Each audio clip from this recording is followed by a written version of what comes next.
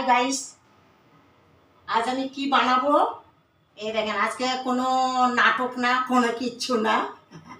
হ্যাঁ, তাই ফুলকপি দিয়ে আর আলু দিয়ে মাশরুম বানাবো। তো দেখেন, আলুটা একটু সিদ্ধ করে নিয়েছি আর ফুলকপিটাও একটুখানি সিদ্ধ করে একটু গরম জল দিয়ে পাকিয়ে নিয়েছি। আর এর মধ্যে আদা আছে আর পেঁয়াজ আছে, দুটো কাঁচা লঙ্কা আছে আর এই 4টে রসুন আর এই টমেটো দিয়ে পিষে নেবো। আর এখন এই মাশরুম এই দেখেন ছুলে নিচ্ছি। কীভাবে ছুলতে হয় এই যে, আপনার যারা মাশরুম অনেকে জানে, আপনাদের শিখিয়ে দিতে হবে না অবশ্য। এরকম না, এই দেখেন কী সুন্দর টান দিচ্ছি না, তার ছেলা ইয়ে তোমার পুরো ছেলা উঠে যাচ্ছে। এই দেখেন,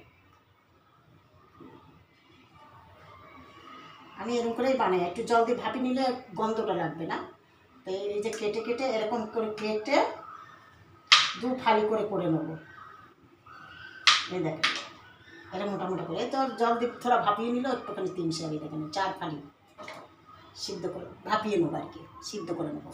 এই দেখেন বন্ধুরা, ভাপিয়ে নিয়েছি। দেখেন একটুখানি হয়ে গেছে, একটুখানি হয়ে গেছে। মাশরুম বানাবো সাদা তেল দিয়ে, সরষের তেল দিয়ে বানাবো না।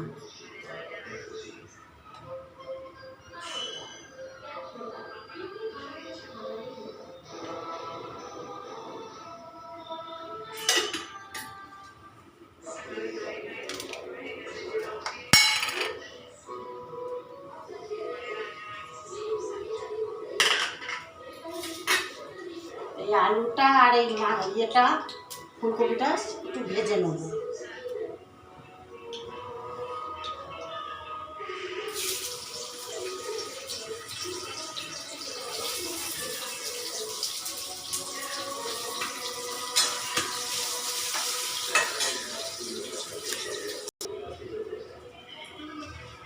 সব মশলা এটা এর মধ্যে জিরে, ধনের গুঁড়ো, জিরের গুঁড়ো, হলুদের গুঁড়ো, লঙ্কার গুঁড়ো, পেঁয়াজ, রসুন, আদা আর একটু গোলমরিচের পাউডার সব মিলিয়ে এখন এই তেলের মধ্যে ঢালবো।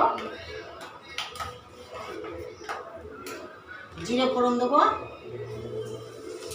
তেজপাতা দেবো,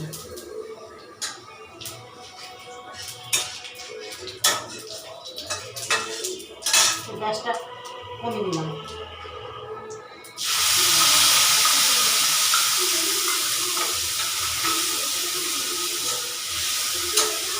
মশলাটা কষিয়ে নিই, তারপর এর মধ্যে একটু লবণ দেবো,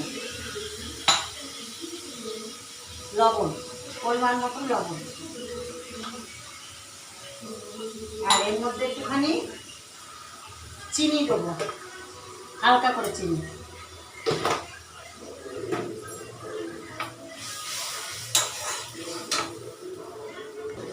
এবার কষানো হয়ে গেছে, মাশরুম এই সব ছেড়ে দিলাম। এবার এটা কষাতে থাকবে, কষাতে কষাতে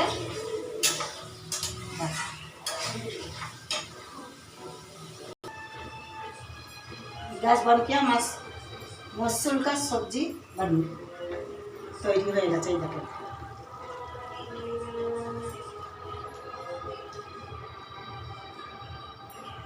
সুন্দর কালার দিয়ে হয়েছে।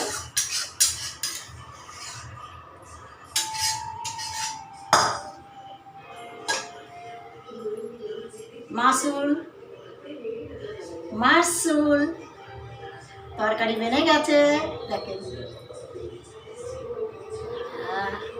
কি দারুণ। বাই।